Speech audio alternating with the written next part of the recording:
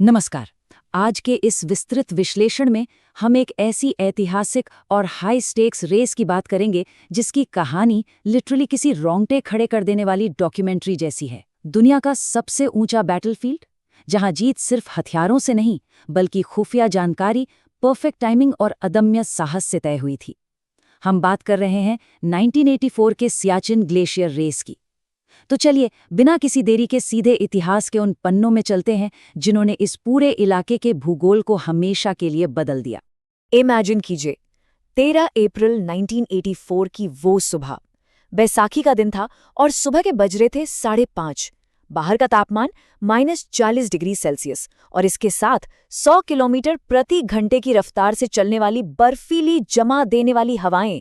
इस जानलेवा मौसम के बीच सियाचिन ग्लेशियर के उस घुप अंधेरे में अचानक एक इंजन स्टार्ट होने की आवाज गूंजती है। ये आवाज थी एक चीता हेलीकॉप्टर की, जिसे कैप्टन संजय कुलकर्णी उड़ा रहे थे। 18,000 फीट की उस खतरनाक ऊंचाई पर यह कोई नॉर्मल ट्रेनिंग एक्सरसाइज बिल्कुल नहीं थी। वो उस जमा देने वाले अंधेरे में एक बहुत बड़े और बेहद सीक्रेट जियोपॉलिटिकल मास्टर स्ट्रोक को अंजाम देने के लिए आगे बढ़ रहे थे। खैर, चलिए इस पूरे मामले की गहराई में चलते हैं। असल में भारत और पाकिस्तान के बीच ये महज 4 दिनों की एक बेहद डेस्परेट और खतरनाक रेस थी। पाकिस्तान 17 अप्रैल को ऑपरेशन अबाबील के तहत सियाचिन पर कब्जा करने के लिए पूरी तरह तैयार बैठा था, लेकिन भारत ने ऑपरेशन मेघदूत के जरिए 13 अप्रैल को ही अपनी चाल चल दी। अब इस टकराव का बैकग्राउंड भी काफी दिलचस्प है। इस विवाद की असली जड़ें 1984 में नहीं बल्कि सीधे 1949 में जाकर मिलती हैं। आज़ादी के बस 2 साल बाद, जब दोनों देशों के बीच कराची समझौते के तहत सीज फायर लाइन तय की जा रही थी। मैप पर यह लाइन सिर्फ एक पॉइंट, जिसे NJ9842 कहते हैं, वहां तक ही खींची गई और उसके आगे के लिए बस एक बेहद अस्पष्ट सा वाक्य लिख दिया गया। और उसी एक लाइन ने 35 साल बाद इस भयंकर टकराव का बीज बो दिया। और ये बात बहुत ही शानदार तरीके से इस पूरे कन्फ्यूजन को दर्शाती है कि कैसे एक ही वाक्य के 2 बिल्कुल अलग मतलब निकाले गए। वो वाक्य था, फिर वहां से उत्तर में ग्लेशियरों की ओर। पाकिस्तान ने इसका इंटरप्रिटेशन निकाला कि लाइन उत्तर पूर्व में काराकोरम दर्रे तक जाती है, मतलब सियाचिन उनका है। वहीं भारत का एकदम क्लियर स्टैंड था कि लाइन उत्तर में साल्टोरो रिज तक जाती है, जो सियाचिन को भारत का हिस्सा बनाता है। इस अस्पष्टता का फायदा उठाते हुए 70 और 80 के दशक में पाकिस्तान में बहुत ही खामोशी से अपना दावा मजबूत करना शुरू कर दिया। उन्होंने क्या किया कि विदेशी पर्वतारोहियों को सियाचिन इलाके में आने की परमिशन देनी शुरू कर दी। जापानी, जर्मन, अमेरिकन टीमें वहां आने लगी और नोटिस करने वाली बात यह थी कि हर बार उनके साथ एक पाकिस्तानी आर्मी का अफसर जरूर होता था। ये बिना कुछ कहे पूरी दुनिया को ये जताने का एक तरीका था कि ये जमीन उनकी है। ठीक इसी समय एंट्री होती है कर्नल नरेंद्र कुमार की, जिन्हें प्यार से सब बुल कुमार कहते थे। वो भारत के सबसे बेहतरीन और बहादुर पर्वतारोही अधिकारियों में से एक थे। उन्होंने 1978 में तेराम कांगरी चोटी को फतेह किया और 1981 आते-आते अपनी टीम के साथ पूरे 76 किलोमीटर लंबे सियाचिन ग्लेशियर की मैपिंग कर डाली। और यही वो अभियान थे जिन्होंने इंडियन आर्मी को बहुत ही क्रिटिकल इंटेलिजेंस लाकर दी। अपने इन्हीं अभियानों के दौरान कर्नल कुमार ने कुछ ऐसा नोटिस किया जो लिटरली चौंकाने वाला था। उन्होंने देखा कि पाकिस्तानी हेलीकॉप्टर्स उनके ऊपर से उड़ रहे हैं और रंगीन धुआं छोड़ रहे हैं। और बात यहीं खत्म नहीं हुई। बाद में उन्हें एक जर्मन मैप मिला जिसमें पूरे सियाचिन क्षेत्र को बाकायदा पाकिस्तान अधिकृत कश्मीर के हिस्से के रूप में मार्क किया गया था। ये एक बहुत ही स्पष्ट और खतरनाक संकेत था। कर्नल कुमार ने बिना वक्त गंवाए ये मैप और अपनी रिपोर्ट मिलिट्री ऑपरेशंस के तत्कालीन डायरेक्टर लेफ्टिनेंट जनरल छिब्बर को सौंप दी। लेकिन यहाँ वही टिपिकल नौकरशाही की सुस्त रफ्तार सामने आ गई। फाइलें धीरे धीरे आगे बढ़ती रहीं और इसी डिले का पूरा फायदा उठाते हुए पाकिस्तान ने ये तय कर लिया कि वो 1984 में सियाचिन पर कब्जा कर लेंगे। उनका ऑपरेशन अबाबील बिल्कुल तैयार था। अब यहाँ इस स्लाइड में सबसे दिलचस्प बात यह है कि कैसे एक बहुत ही मामूली सी कमर्शियल डील ने पूरे इतिहास का रुख ही मोड़ दिया। स्नो टेंट और ख़ास हाई एल्टीट्यूड के लिए डिज़ाइन की गई जैकेटों के एक सिंगल बल्क ऑर्डर ने लिटरली भारत की नींद उड़ा दी। ये कोई टॉप सीक्रेट मिलिट्री केबल नहीं थी, बल्कि एक बहुत ही जनरल सा ऑर्डर था। यहाँ एक क्लासिक डोमिनो इफेक्ट देखने को मिलता है। हुआ यूं कि पाकिस्तान ने लंदन के एक सप्लायर को आर्कटिक गियर का बड़ा ऑर्डर दिया, और कोइंसिडेंस देखिए, ये वही सप्लायर था जो भारत को भी उत्तरी लद्दाख के लिए गियर सप्लाई किया करता था। जैसे ही ये भारी भरकम ऑर्डर प्लेस हुआ, भारतीय खुफिया एजेंसी रॉ ने इस लेनदेन को इंटरसेप्ट कर लिया। बस यही वो सबसे अहम सुराग था जिसने पाकिस्तान के डी-डे का पूरा पर्दाफाश कर दिया। इस इंटेलिजेंसी जो बात सामने आई वो सच में डराने वाली थी।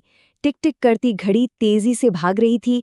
भारत के पास अपनी सेना और रसद को -40 डिग्री तापमान और 21,000 फीट की खतरनाक ऊंचाई तक पहुंचाने के लिए सिर्फ और सिर्फ 4 दिन का मार्जिन बचा था। एक 4 दिन का एडवांटेज और काम ऐसा जो लगभग नामुमकिन था। लेकिन समय की नज़ाकत को समझते हुए तत्कालीन प्रधानमंत्री इंदिरा गांधी ने इस मिशन को हरी झंडी दे ही दी। इसे नाम दिया गया ऑपरेशन मेघदूत, जो कालिदास की प्रसिद्ध रचना क्लाउड मैसेंजर या मेघदूतम से प्रेरित था, और ब्रिगेडियर विजय चन्ना को सोल्टोरो रिज पर अधिकार करने का ये बेहद मुश्किल टास्क सौंप दिया गया। इस मिशन के लिए 13 अप्रैल का दिन चुनना भी एक बहुत ही सोची समझी रणनीति थी। 13 अप्रैल यानी बैसाखी का दिन। पाकिस्तान ने सपने में भी नहीं सोचा होगा कि भारत एक त्योहार वाले दिन इतना बड़ा मिलिट्री मूव करेगा। ये टैक्टिकल डिसेप्शन का एक मास्टर क्लास था, बिल्कुल वैसे ही जैसे इजराइल ने अपने एंटेबे ऑपरेशन को सब्त के दिन अंजाम दिया था। सीधा सा रूल है, दुश्मन को तब हिट करो जब वो रिलैक्स कर रहा हो। और फिर फाइनली वो मुश्किल सुबह आ ही गई। 100 किलोमीटर प्रति घंटे की उन खतरनाक बर्फीली हवाओं को चीरते हुए भारतीय हेलीकॉप्टरों ने लगातार 17 उड़ानें भरीं। उनका मेन टारगेट था स्ट्रेटेजिकली बेहद अहम बिलाफोंडला दर्रा।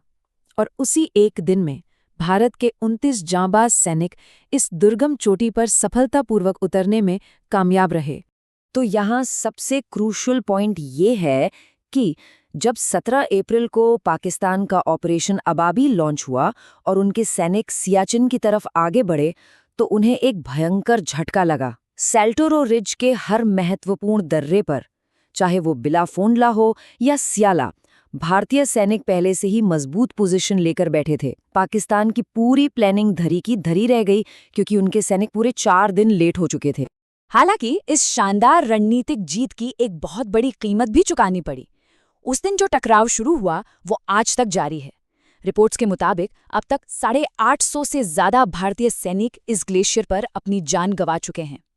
आज की डेट में ये दुनिया का सबसे ऊंचा और सबसे लंबे समय तक चलने वाला मिलिट्री ऑपरेशन बन चुका है। और यहाँ एक बहुत ही अहम बात समझना जरूरी है। इस बैटलफील्ड में असल दुश्मन कोई इंसान नहीं है। डेटा साफ दिखाता है कि यहाँ ज्यादातर मौतें दुश्मन की गोलियों से नहीं, बल्कि इस बेहद क्रूर मौसम और खतरनाक टेरेन की वजह से होती हैं। सोचिए, तापमान का -50 डिग्री तक गिर जाना, पल भर में हो जाने वाला फ्रॉस्ट बाइट और कभी भी आ सकने वाले एवलांच। ये इस जगह के असली और अजेय दुश्मन हैं। इस पूरे इम्पॉसिबल अभियान को पॉसिबल बनाने वाले कर्नल बुल कुमार का साल 2020 में 87 वर्ष की आयु में निधन हो गया। सोर्स मटेरियल इस बात पर बहुत जोर देता है कि भारत के भूगोल को सुरक्षित रखने में उनका जो ऐतिहासिक और निर्णायक योगदान था, उसे शायद पॉपुलर मीडिया या फिल्मों में वो पहचान कभी नहीं मिली जिसके वो असल में हकदार थे। अब इन सारे फैक्ट्स को देखने के बाद एक बहुत ही गंभीर डिबेट सामने आती है। सियाचिन को होल्ड करने की जो मानवीय और आर्थिक लागत है वो बहुत ज्यादा है। कुछ एनालिस्ट का तर्क है कि इस एक्सट्रीम कॉस्ट को देखते हुए फोर्सेस को वापस बुला लेना चाहिए।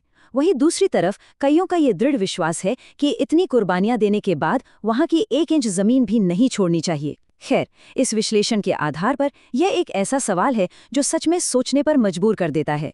इसी थॉट प्रोवोकिंग सवाल के साथ हम आज का ये विश्लेषण यहीं खत्म करते हैं। अगली बार हम एक और बेहद दिलचस्प documentary style subject operation Kahuta के दस्तावेजी साक्ष्यों का विश्लेषण करेंगे।